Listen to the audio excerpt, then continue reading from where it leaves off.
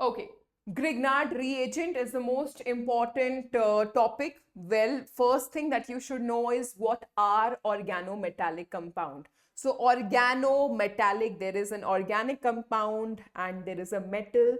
There is a bond between carbon and metal.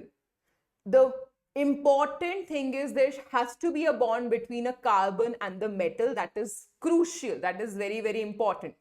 Okay, so you can check carbon, lithium. Yeah, this is a metal. This is carbon, organometallic. Carbon, magnesium chloride. This is what is your Grignard reagent, methyl magnesium chloride, organomagnesium compound it is. So first thing is, tell me first, second, third, fourth, together tell me which of the following are organometallic. Is the first one organometallic, yes or a no?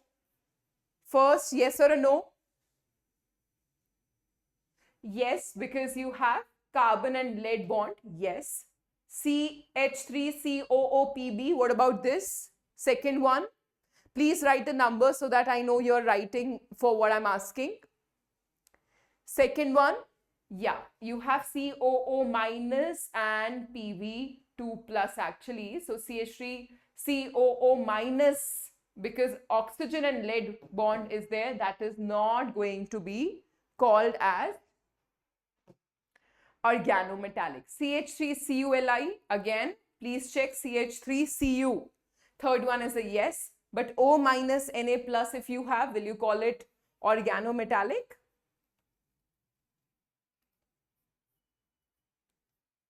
No. Great. Okay. So now that you've understood, this is our topic of discussion. The first kind of question which is possible is the kind of the bonding which is there in Grignard reagent. So you should know that carbon and the magnesium element that is present here, the bond is predominantly, please check, covalent. There are delta charges. You do not have plus and a minus. Unlike what you see here, CH3O minus Na plus. Do you see a delta plus and a delta minus here? No. That means this is predominantly ionic. But if you see this bond here, carbon and magnesium, this is predominantly covalent bond, and this one, the magnesium and halogen bond, is predominantly ionic actually. So this is the first kind of questions which are possible. So when you actually see them through the electron density model, you will see that carbon and magnesium bond, the carbon with halogen, CH3Cl for example. So chlorine is electronegative, delta minus here. Carbon is electropositive as compared to chlorine. The moment a magnesium is penetrated inside, inserted inside, we get CH3MgCl. So magnesium now is delta plus and carbon becomes delta minus. So you can see carbon, which was delta plus, is suddenly carbon with a delta minus on introduction of magnesium. This is called change in polarity. And because there is a change in polarity, this is also called umplong. Umplong means change in polarity. All right. So now we are dealing with this umplong chemistry where the polarity of the alkyl halide has been changed, and a lot is going to happen from here on. So you can see alkyl halide, if you're reacting with magnesium in the presence of dry ether, you get alkyl magnesium halide, which is your Grignard reagent. This has made this bond predominantly covalent, because of which there is delta minus on the carbon and delta plus on magnesium. Otherwise it was delta minus and delta plus, right? Now the reactions are interesting. You have these use of ether also, very, very important use of ether also coming up. This ether is going to stabilize the Grignard reagent. You can see that because it is surrounding the magnesium with the lone pair of oxygen. So it keeps this Grignard reagent stable, doesn't break it further. Okay.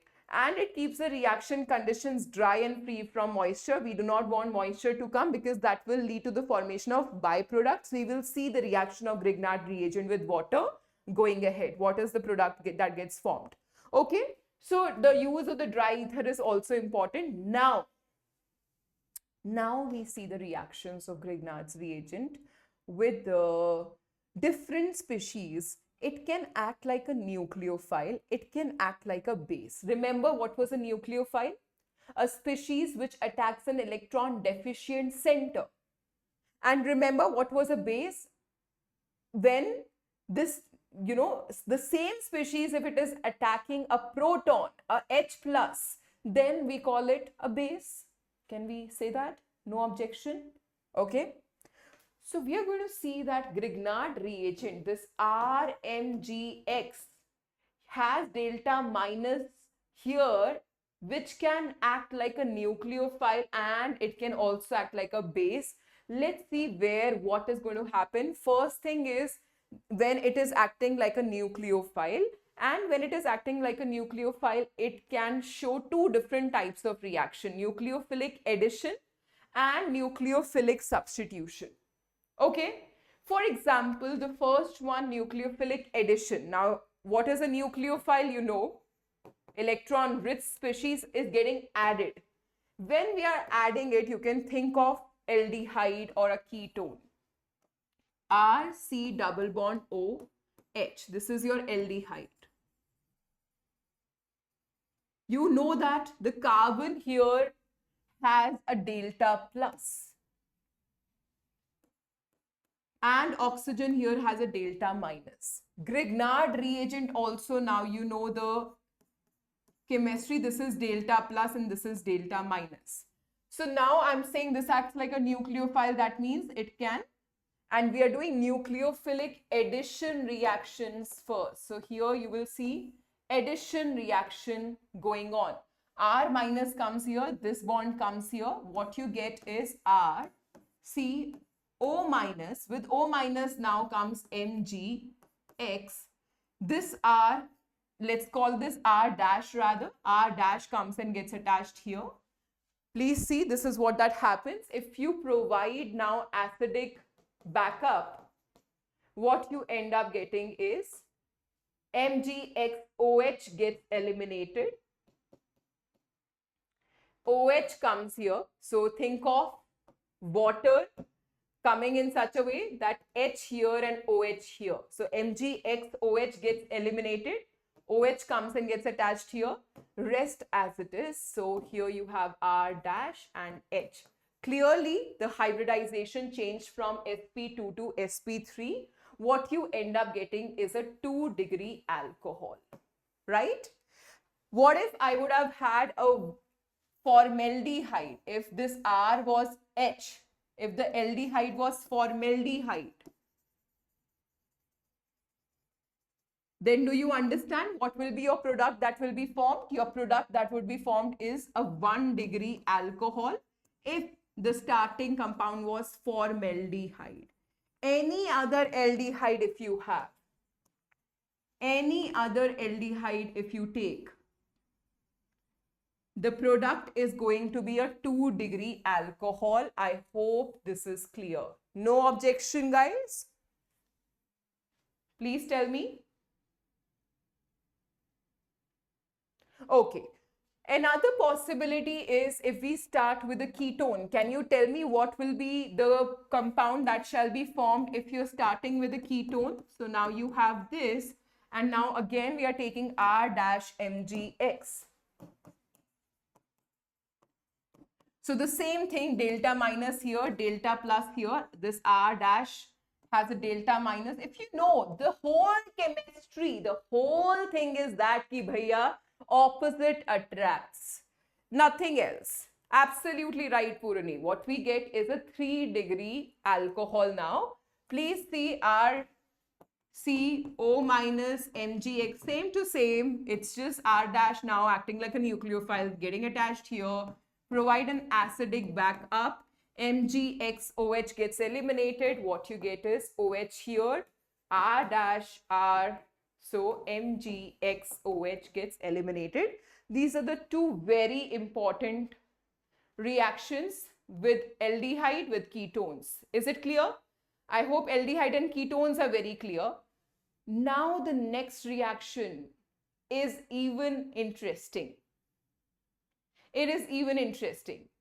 So same thing we are going to do now, the Grignard reagents reaction with the nucleophile, okay? But reaction is now with acid derivative.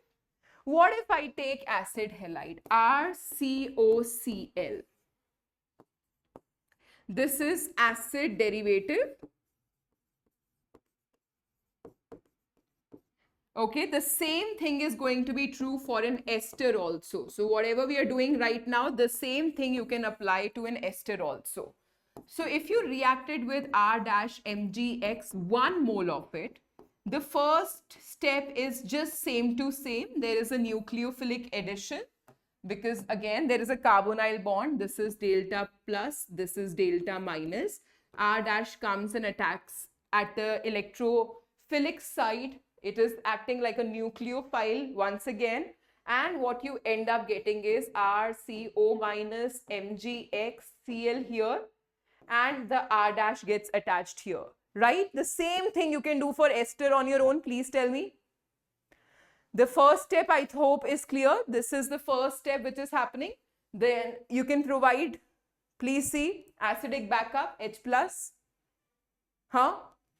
and you will get Cl as it is there, but that doesn't happen. Mind you, here it's a little different. The first step is the same, the attack is the same, but afterwards what happens is this O minus comes back.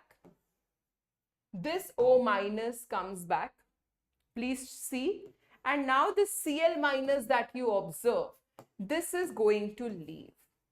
So Cl minus leaves with Mgx, so that what you get is MgCl2, for example, because if let's say this is RMgCl, what you get is, what gets eliminated is MgCl2. Is it clear?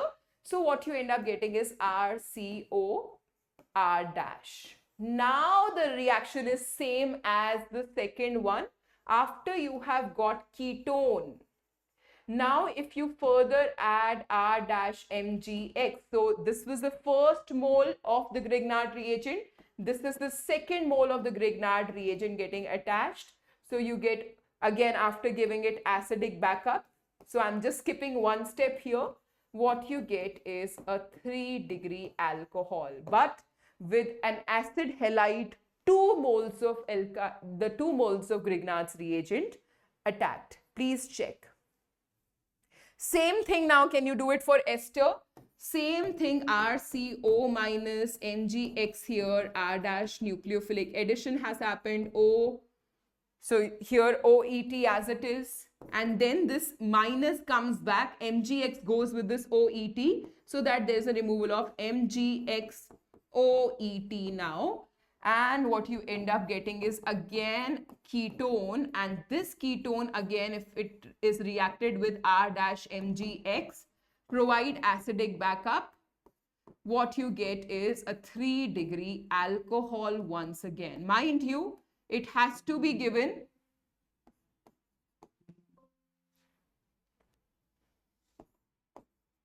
given 2 moles of Grignard reagent. If 1 mole of Grignard reagent is given, you will leave your product here. Is it clear? I hope this sums up everything, all the reactions that you're going to see in aldehyde ketones, carboxylic acid here itself. Right? So this is the case where it is acting like a nucleophile, clearly. What did you observe? It is acting like a nucleophile in all these cases. Right? And I told you it can act like it is not just nucleophilic addition which is possible, it is also nucleophilic substitution which is possible. For example, if I give you this reaction, R-X, if I am taking with RMgX now. So what do you get? Please check. This is delta minus, this is delta plus, this is delta plus, this is delta minus. What happens is now a substitution. So those 4 reactions were nucleophilic addition reactions. These are nucleophilic substitution reaction. So at the place of halogen, R comes and sits. So what you get is R dash. Is it clear? This is again a substitution reaction. The same thing now, epoxides are not a part of your syllabus. But once upon a time, epoxides were also a part of the syllabus. If you react epoxide, which is cyclic ethers,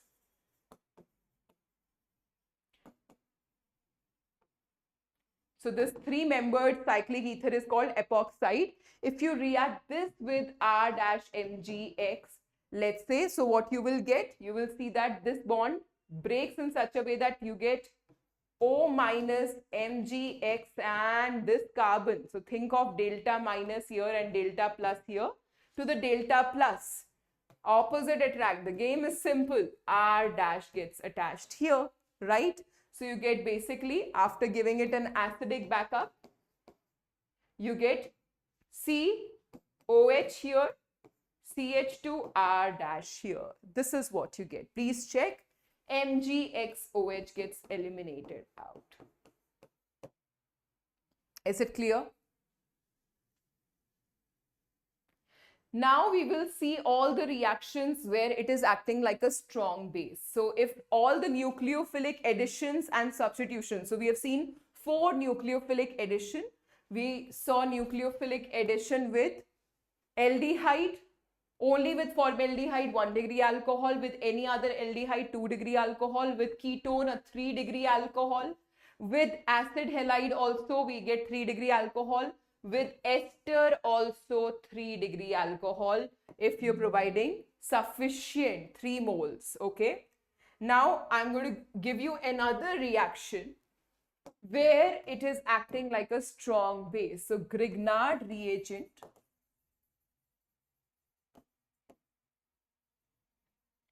acting like a strong base. Let's see. So if you just keep in mind how delta plus and delta minus will be, you are sorted. For example, if you write HOH, H2S, I'm writing like this, SHS, HSH, please see, NH2, or first let's take ammonia, NH2 like this. Now take 1 degree amine, HNHR like this, HNR2, this is a 2 degree amine.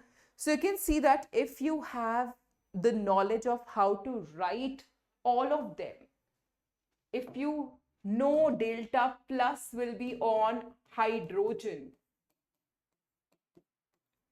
and delta minus will be on nitrogen, oxygen, sulfur, and if you're taking Grignard reagent R-MgX, so delta plus on magnesium, delta minus on R. So do you understand? The game is all about opposite attracts. That's it.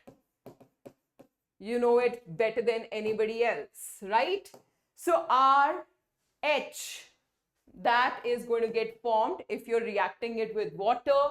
Even if I take alcohol also I'm writing like this, ROH. So here again, you should know the polarity, delta plus here, delta minus here. So you can see that what gets formed is RH in all of them, RH, RH, RH, RH, RH. It's just the byproduct which will be different. The byproduct is going to be MgXOH here, right? Let's be a little more specific. Let's take our MgCl. And let's be more specific. Let's take alkyl here as CH3. So the product that you get is methane in all of them. Please check. CH3H. MgClOH is what you get as the byproduct in the first one. Similar MgCl, instead of OH, now we have SH getting formed, SH. Here MgClNH2. Here MgClNHR, right? Here MgClNR2. Here MgClOR. These are your byproducts. What you get is a hydrocarbon in all of them, right? Please check. Is it clear, guys? And with this, the entire Grignard's reagent is over. Nothing is going to come beyond what we have done. Nothing beyond this. Is it clear? In my, in fact, notes, you will find out everything has been given detailed. The mechanism has been written in detail. So you can check and read it through the notes. Let's see, we have some time. We have 2 minutes. Let's try to deal with a few questions. Okay? Chalo. Nothing is complicated if you know how to write it. How to actually write it. You will find all of that what I've taught in mechanism format here. Okay? You can go about reading it. Here are few questions.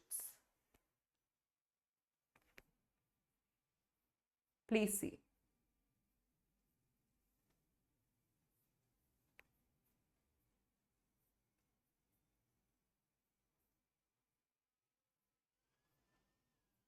So we just did it. Please check. We have methyl magnesium bromide, CH3. We just did it. You're saying propane. Very good. So you're not actually using your mind. CH3MgBr with ethyl alcohol, CH3CH2OH. I just told you delta plus here, delta minus here. Don't put the carbon with the delta plus here. This is not how the polarity is. This is more polar. OH is more polar than the oxygen. It's not going to cleave from carbon oxygen. You know that OH minus is not a good leaving group. So delta minus here, delta plus here, with CH3 comes the H. What gets formed is methane. All of you are clean bold. I just did it. I told you. Even if you have methanol, ethanol, propanol, whatsoever, you will end up getting alkane. Opposite attracts. Okay, not propane or anything. Do not put a delta plus here. You should know the right polarity. There is oxygen-hydrogen electronegativity difference that you have to take care of here. Okay, carbon-oxygen bond is one of the strongest bonds. I just told you. Carbon is very strong. After that, it's carbon-oxygen, which is very strong. Okay. All right. Another one, the last one for the day. Chlorobenzene reacts with magnesium in dry ether to give a compound A, which further reacts with ethanol to yield. Hello. Same reaction. Same reaction. Do not get clean bold here, Zian. Everybody should do it right. So you got it? When we are taking chlorobenzene, we would have got MgCl. This is what we would have got with CH3CH2OH. Again, the polarity is same. H with this. So what you get is benzene. Point to be noted, my lord. The same reaction it is. So if you know how to actually write Grignard reagent and what is present with it, you're sorted. Big time sorted. Okay. I hope you guys are sorted all right. Do let me know how you found this session. With this is me, Nitika, signing off. Bye-bye. Take care. See you tomorrow.